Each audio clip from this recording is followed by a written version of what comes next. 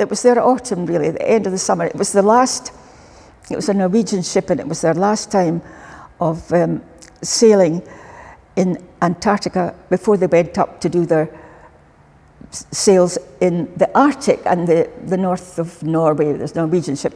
So that gave us a wonderful trip back through South Georgia and the Falklands, and sailing for several days up to Buenos Aires and then flying back from there. I was so pleased I had chosen that time to go. I wanted to do that.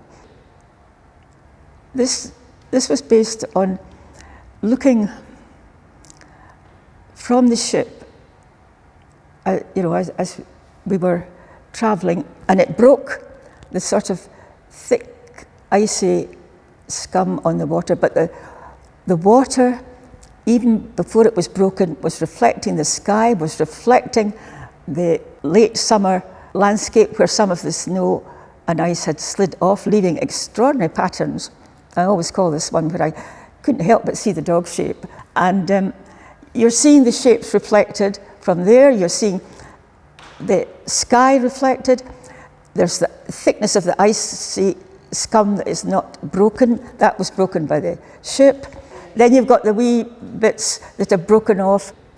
That scale of work could only go in a very big sort of pantecton, and you need a huge space to paint it in. You need floor space.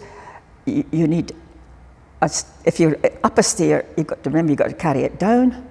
I'd seen several exhibitions, particularly in London, of Japanese screens and paintings, and I liked the way that you could take a walk with the screen, the way you could change it, concertina, or but it also could be carried down the stair. I then, devised the idea that you could, split the one big board, and therefore you had two boards, but you had three spaces. I had a box made, which you didn't carry the box, but you took the box empty out into the van, and then you filled it up in the van. So that was a way of getting a bigger work and doing it upstairs. If you're painting, it's so difficult to explain to people.